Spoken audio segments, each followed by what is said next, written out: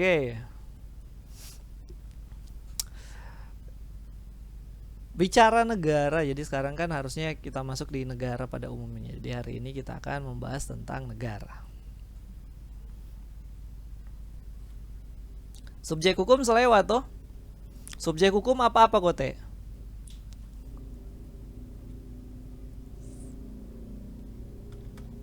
Subjek hukum apa-apa kote?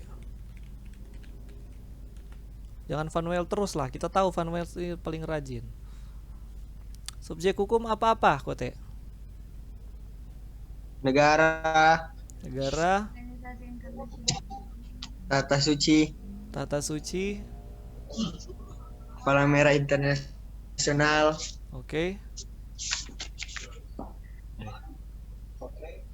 organisasi internasional, orang perorangan, pemberontak, Oke. Ada leh? Udah. Oke. Ada leh? Udah. Eh jadi ini salah satu yang materi yang perlu kalian ini ya, yang perlu kalian ketahui ya di hukum internasional, yaitu tentang subjek subjek hukum internasional. Dan materi selanjutnya mungkin yang abis itu tadi apa? Sumber-sumber. Jadi subjek hukum internasional itu katanya tadi oleh Dave ya. Kita tulis dulu rajin soalnya.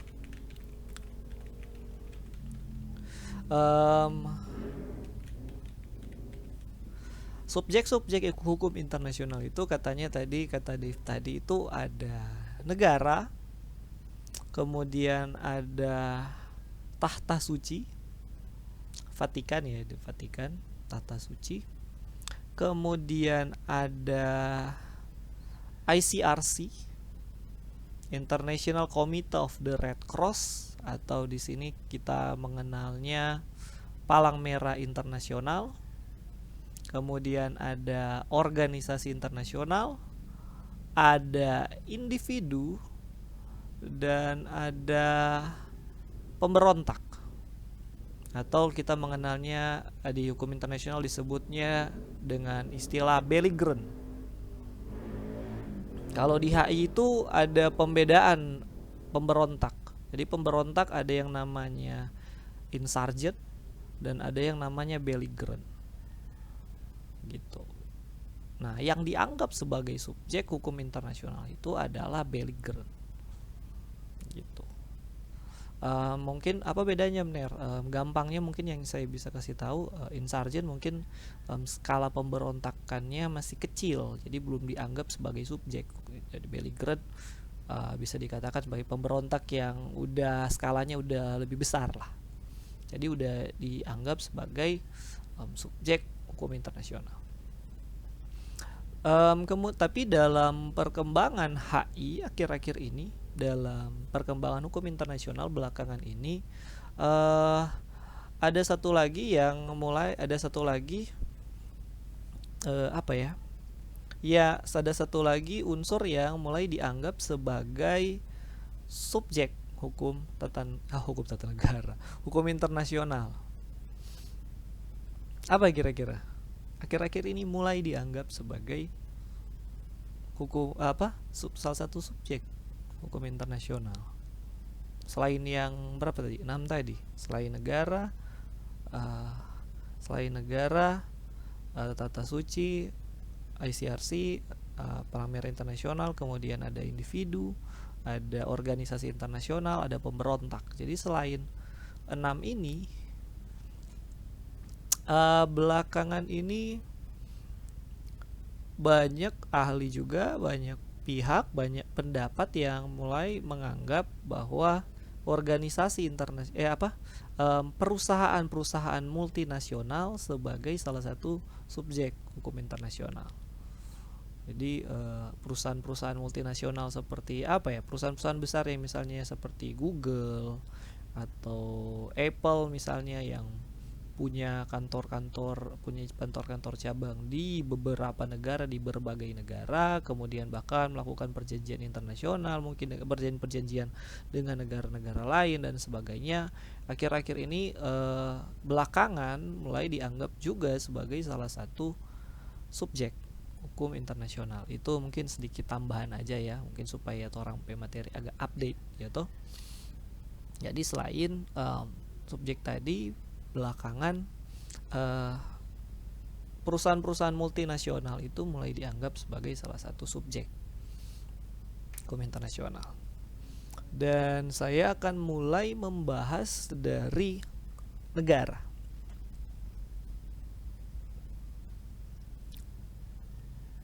Dari salah satu subjek hukum internasional yang ada yang namanya negara. Sebelum bahas negara, apa itu subjek hukum kira-kira? Semester 1 ini kan harusnya PIH. Apa itu subjek hukum?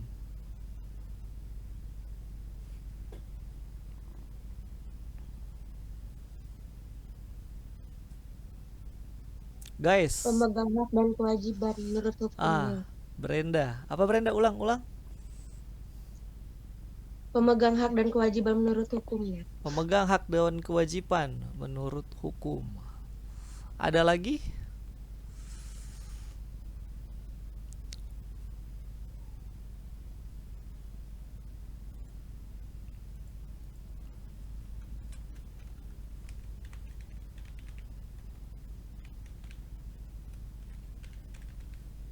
Apa kira-kira? Ada yang mau kasih pendapat? Mungkin ada pendapat berbeda. Ya kan, kita siapa tahu ada pendapat berbeda. Misalnya, apa itu subjek hukum?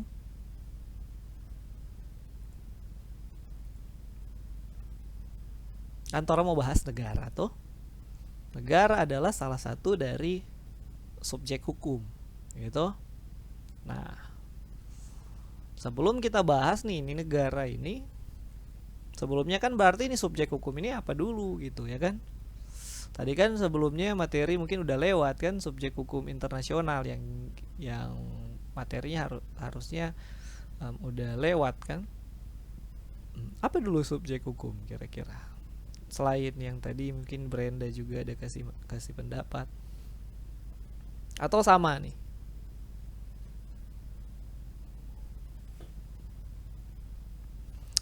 Intinya yang Brenda sampaikan udah benar ya, udah tepat.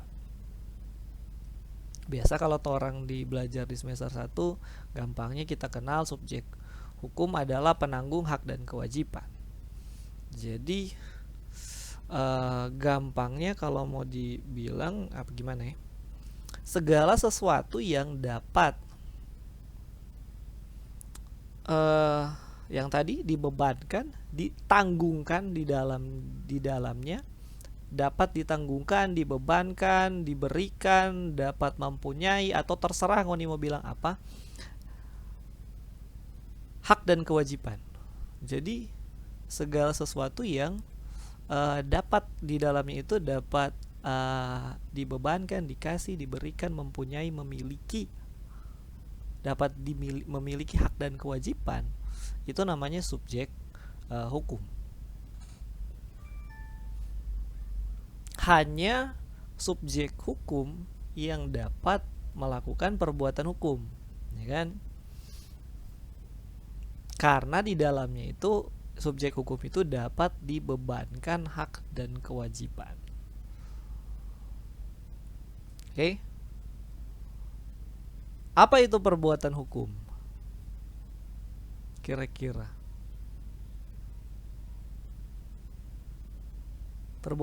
kan kita tanya kan tadi subjek hukum, penanggung yang bisa, pokoknya penanggung hak dan kewajiban yang bisa dibebankan hak dan kewajiban, yang bisa melakukan perbuatan hukum nih. Nah, apa itu perbuatan hukum?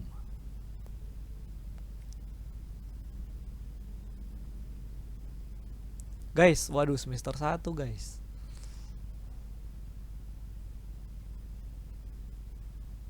Perbuatan hukum, awas dah. Search Jo. Gampangnya. Perbuatan yang ada dia punya akibat hukum. Itu ini gampangnya. Perbuatan yang ada akibat hukumnya. Oke. Kalau perbuatan di semester 1 kan ada perbuatan biasa, ya kan? Ada perbuatan hukum. Kalau perbuatan biasa ya yang sebaliknya perbuatan yang nggak ada akibat hukumnya. Misalnya apa? Yang Oni lakukan hari-hari itu perbuatan biasa biasanya. Makan, minum, tidur, berjalan. Itu kan nggak ada akibat hukumnya. Nggak ada orang bangun tidur terus dipenjara. Wih, kia pengana bangun tidur. Dia itu melanggar hukum udah bangun tidur, berarti dipenjara. Atau bernapas misalnya. Nggak boleh ngana bernapas, masuk penjara. Jadi perbuatan itu termasuk perbuatan biasa, perbuatan yang tidak ada akibat hukumnya. Nah, di sisi lain ada yang namanya perbuatan hukum. Nah, perbuatan hukum ini yang seperti saya bilang tadi dilakukan oleh subjek hukum, ya kan? Nah, apa yang membedakan adalah perbuatan ini ada akibat hukumnya. Oke. Makanya itu ada hak dan kewajiban, yaitu ketika kita lakukan sesuatu itu kan perbuatan hukum itu menimbulkan hak dan kewajiban. Contoh misalnya Anda melakukan perjanjian misalnya, bikin kontrak, perjanjian jual beli misalnya, Anda mau beli oto gitu, mau beli kendaraan misalnya, itu kan perjanjian gitu, bikin perjanjian jual beli misalnya, itu menimbulkan hak dan kewajiban. Atau mau bak kredit misalnya, kalau misalnya perjanjian jual beli terus nggak dibayar misalnya, contoh ini ungke bawa lari DP oto, itu ada akibat hukumnya ketika hak dan kewajiban itu tidak dilaksanakan. Oke. Menikah misalnya, itu kan perbuatan hukum. Kalau kalian memutuskan untuk menikah gitu, itu ada hak dan kewajiban yang timbul di situ, ya kan? Jadi ada perbedaan. Jadi segala sesuatu yang menimbulkan akibat hukum itu yang namanya perbuatan hukum. Ini berkaitan dengan kadang-kadang hukum internasional itu dianggap sebagai soft law, atau bahkan ada kalau misalnya pendapat-pendapat dari hukum yang aliran positivisme misalnya, seperti John Austin dan kawan-kawan yang penganut aliran positivisme. Itu apa positivisme? Aduh, kita takut kita baca cerita ini yang ndak dapat ikon. Yang menganggap bahwa hukum adalah perintah dari yang berdaulat.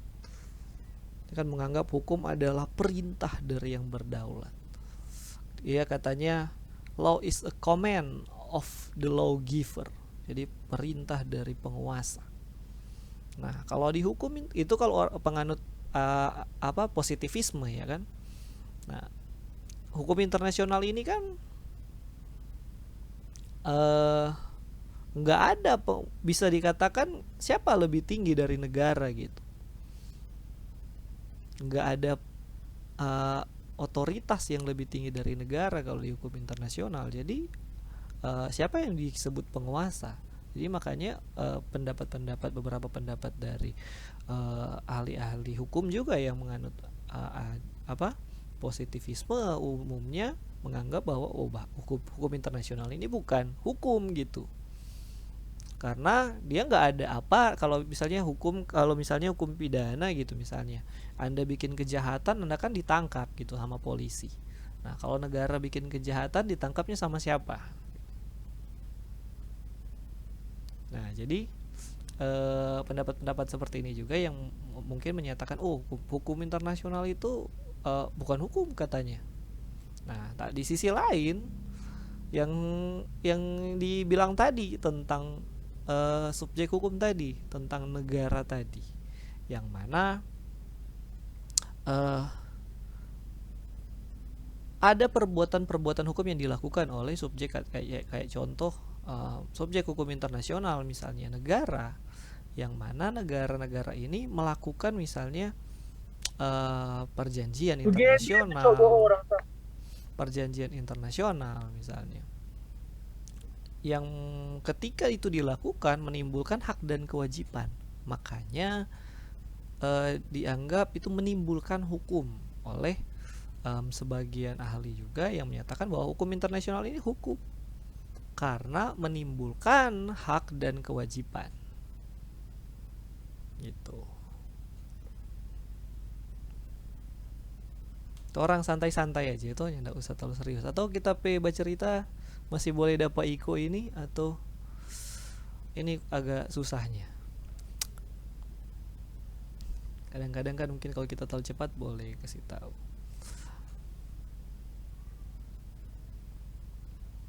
Ini ada pendapat dari masukan dari Anugerah, katanya subjek hukum ialah orang dan badan hukum.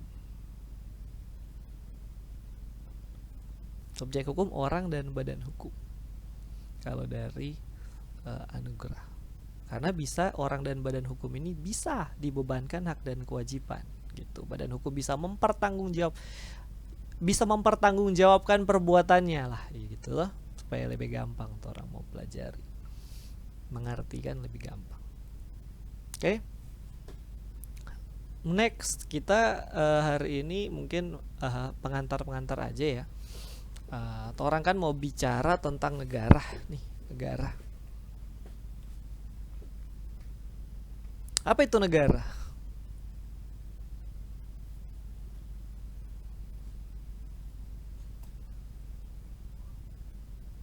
Pengertian banyak, boleh baca juga sendiri ya.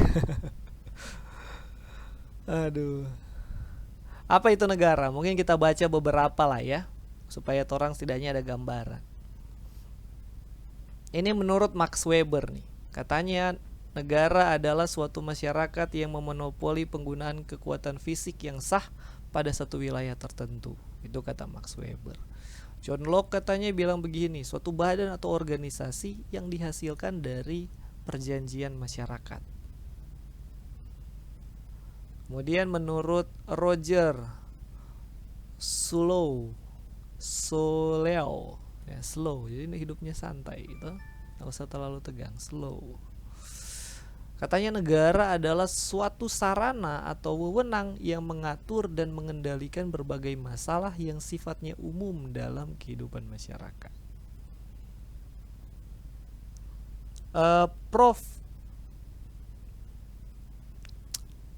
Sukanto katanya negara adalah suatu organisasi tertinggi dari masyarakat yang mempunyai wilayah tertentu, tempat kekuasaan negara yang kedaulatannya berlaku sepenuhnya.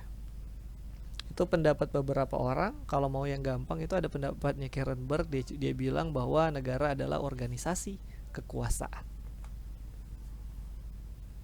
Itu sedikit pandangan umum ya tentang negara. Atau banyak orang, ada juga yang bilang negara itu adalah sekumpulan orang yang memiliki persamaan prinsip, tujuan, ras, suku, agama dan sebagainya, kemudian membentuk suatu negara yang suatu organisasi tertentu yang memiliki tujuan tertentu, yang punya pemerintahan misalnya. Itu konsep-konsep yang biasanya kita dengar dari istilah atau pengertian tentang negara itu sendiri. Dan mungkin ya sebenarnya saya juga tidak perlu menjelaskan terlalu jauh, mungkin karena kita sendiri udah tahu sebenarnya konsep negara itu seperti apa. Dan kedua, ini juga kan materi di semester 1 kan, ilmu negara tuh membahas tentang negara dan unsur-unsurnya. Mungkin nanti unsur-unsur orang bahas minggu depan aja. Hari apa Kote? Hari Kamis, Kang? Hari Kamis leh. Saya lupa, ini Kote 4 SKS ya.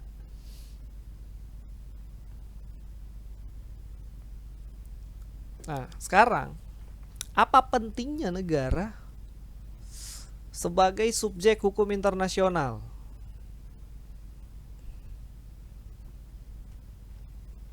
Apa pentingnya negara dalam ini mata kuliah ini nih, hukum internasional ini?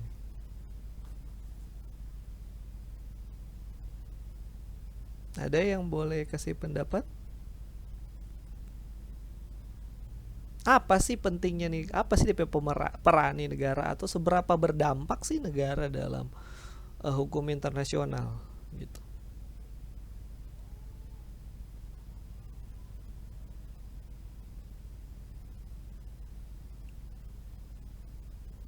Nusti berani-berani baca cerita. Aduh. Semester 2 ya. Kalian berani-berani lah baca cerita dong. Belajar menyatakan pendapat. Kita ini bukan, saya walaupun saya dosen, saya bukan Tuhan yang tahu segala. Mungkin aja yang kita bilang salah sekali-sekali tuh, tapi pendapat salah, Ner, itu misalnya menurut kita begini. Silakan memberikan pendapat. Itu saya tidak mau jadi membawa aja aliran feodal di sini yang mana guru selalu benar, nggak boleh sampai salah,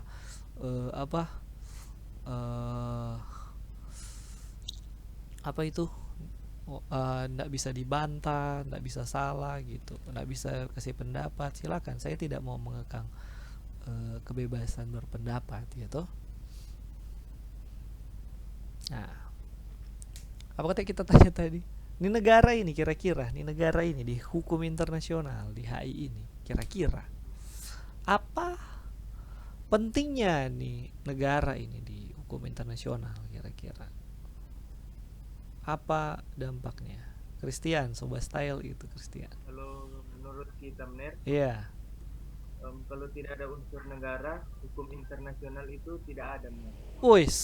Terima kasih. Oke.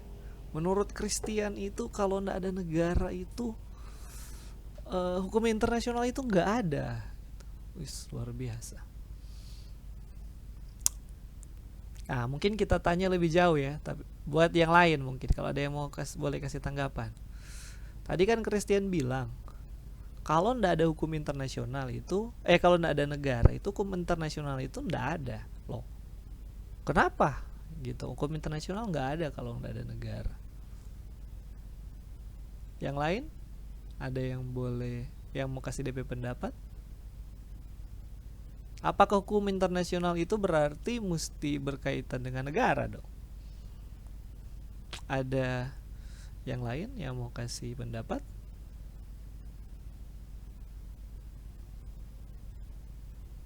Anyone? Yang lain?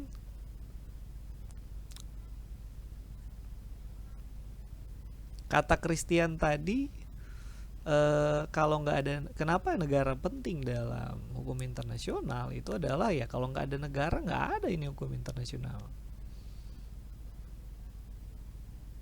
Nggak ada nih mata kuliah, nggak perlu tuh orang kuliah. Woi, ada yang mau kasih? Kenapa kira-kira lah yang ini tadi? Itu menarik itu pendapat Christian tadi. Katanya kalau nggak ada hukum internasional nggak ada negara, nggak ada hukum internasional. Atau ada lagi yang lain mau kasih pendapat? Silakan.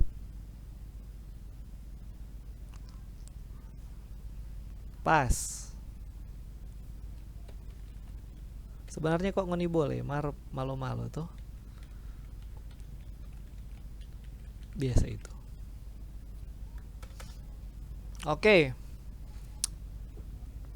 Tadi menarik yang disampaikan oleh Christian Tombokan bahwa kalau nggak ada negara nggak ada hukum internasional, dan saya setuju dengan pendapat itu bahwa kalau nggak ada negara nggak ada hukum internasional. Kenapa? Karena banyak sekali batasan ya, pengertian yang membahas yang bicara tentang hukum internasional yang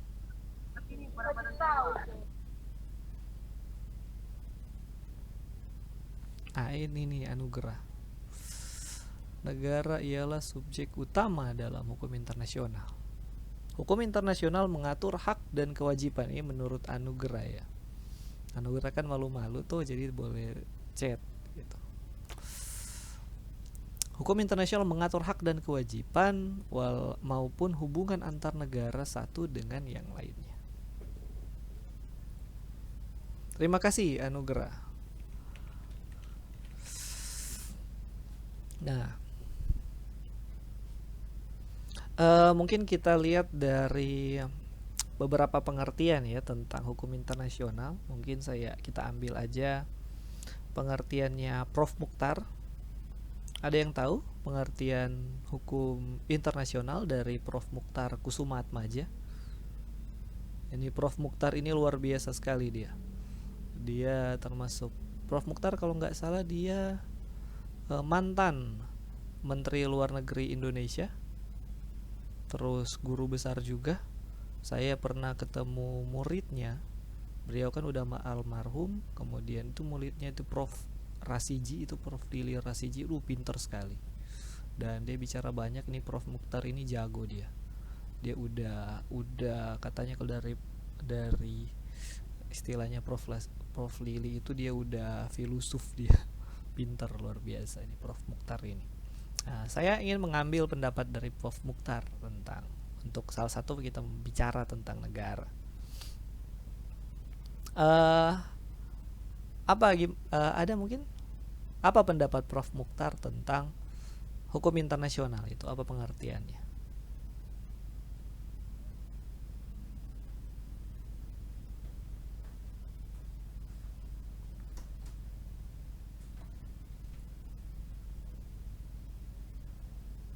Sepi-sepi ini.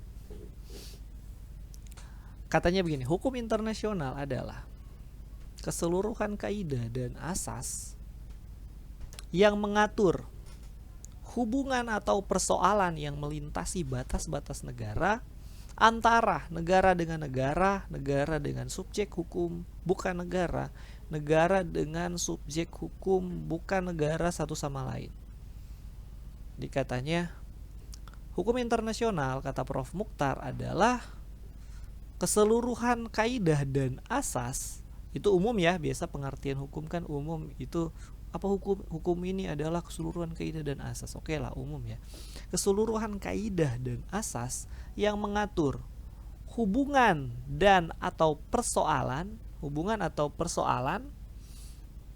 yang melintasi batas-batas negara antara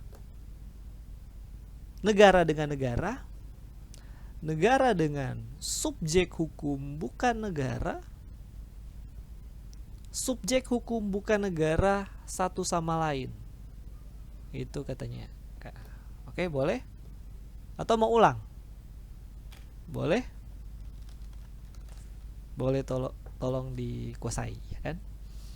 Katanya HI kaidah atau asas yang mengatur hubungan atau persoalan yang menarik kalimat selanjutnya nih. Melintasi batas negara antara negara dengan negara, negara dengan subjek hukum bukan negara dan subjek hukum bukan negara satu sama lain. Kalau ketika kita bicara tentang subjek hukum misalnya, subjek hukum itu kan tadi kan ada berapa tadi disampaikan? 6, ada 7 subjek hukum. Ada negara, ada organisasi internasional, ada palang merah, ada tata suci, ada pemberontak, ada individu. Nah, kenapa kok nih negara ini misalnya contoh pendapat Prof. Mukhtar aja, dia membedakan antara negara dengan negara, negara dengan subjek hukum subjek hukum internasional. Bukan negara, ya kan? Kan kalau misalnya orang pikir simple ya, misalnya kalau misalnya saya ya kasih pengertian misalnya hukum internasional misalnya kaidah atau asas-asas yang mengatur hubungan atau persoalan yang melintasi batas negara antara subjek hukum internasional, itu aja udah, ya kan? Tapi Prof. Mukhtar ini dalam pengertiannya dia membedakan bahwa bahkan memberikan seperti apa itu namanya, seperti tempat khusus negara dalam subjek hukum internasional, membedakannya dengan subjek hukum internasional yang lain gitu. Apa istimewanya negara? Mungkin di sini saya bisa beberapa yang bisa saya sampaikan ya. Pertama tadi pendapatnya Christian Tombokan tadi. Pendapatnya Christian tadi, dia katakan bahwa negara tanpa negara hukum internasional itu nggak ada katanya. Saya pribadi sependapat juga dengan pendapat Christian. Kenapa? Karena tadi misalnya pendapat dari Prof. Mukhtar tadi, hubungan atau persoalan yang melintasi batas negara. Jadi hukum internasional itu adalah hukum yang melintasi batas negara. Batasannya itu ada di negara. Jadi patokan itu hukum internasional mulai masuk, mulai dianggap sebagai ini ranahnya hukum internasional ketika hukum itu udah melintasi batas negara. Oke? Kalau misalnya kalau misalnya hukum itu belum melintasi batas negara, itu namanya hukum nasional, ya kan? Itu namanya hukum domestik, hukum nasional. Ketika hukum itu sudah melintasi batas negara, itu sudah masuk ranahnya hukum internasional. Jadi makanya kenapa negara itu penting, karena dalam hukum internasional itu negara itu jadi patokan. Ini masuk ranah hukum internasional itu ketika sudah melintasi batas negara gitu. Makanya hukum internasional sering juga disebut sebagai kebalikan atau lawan dari hukum nasional. Hukum nasional itu berlaku di satu negara tertentu. Di Indonesia berlaku hukum di negara Indonesia. Malaysia berlaku hukum di negara Malaysia. Korea Selatan berlaku hukum di Korea Selatan. Oke? Jadi hukum Korea Selatan nggak berlaku di India misalnya. Hukum di Inggris nggak berlaku di Belgia misalnya. Oke? Jadi itu ketika hukum itu udah melintasi, udah melewati batas negara, itu udah masuk ranahnya hukum internasional. Jadi lawan atau lawan atau kebalikan dari hukum nasional, hukum internasional. Jadi makanya kenapa negara itu penting? Negara itu jadi patokan. Ini udah masuk ranah hukum internasional atau belum, gitu, atau bukan. Kemudian kalau dilihat dari sejarah, hukum internasional ini lahir gitu, hukum internasional itu berkembang. Sebenarnya kan hukum internasional termasuk baru ya, termasuk hukum dalam cabang ilmu hukum masih termasuk cukup baru, karena baru beberapa ratus tahun terakhir ini juga berkembang, ya kan, dianggap sebagai salah satu cabang hukum. Hukum internasional ini walaupun sebenarnya prakteknya mungkin udah dilakukan dari sekian tahun, udah lama ya kalau belajar sejarah, tapi saya tidak mungkin tidak akan menceritakan panjang lebar tentang sejarah. Tetapi dasar dari hukum internasional itu terbentuk atau dibuat itu adalah karena ada praktek-praktek hukum yang dilakukan antar negara. Jadi karena ada praktek-praktek hukum yang dilakukan oleh negara-negara, jadi makanya hukum internasional ini lahir gitu. Makanya ada pendapat-pendapat hukum internasional yang di awal-awal, bahkan ketika awal-awal hukum internasional ini mulai berkembang, itu ada beberapa pendapat yang menyatakan bahwa hukum internasional ini adalah satu-satunya subjek hukum. Kalau ngelihat itu misalnya ada pendapat dari Lauterbach misalnya. Dia menganggap bahwa negara adalah satu-satunya subjek hukum. Jadi negara dalam hukum internasional, negara adalah subjek hukum pertama dan subjek hukum utama dalam hukum internasional. Jadi bisa dikatakan seperti itu. Makanya kenapa keberadaannya itu sangat penting. Jadi salah satunya sebagai patokan bahwa ini hukum internasional ini dianggap sebagai hukum internasional ketika sudah melintasi batas negara, dan juga hukum internasional ini sebagai subjek hukum pertama dan utama di dalam hukum internasional.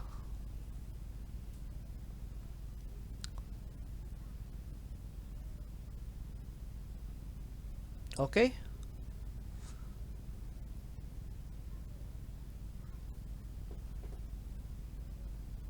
Mungkin sampai di sini aja Tora untuk hari ini ya.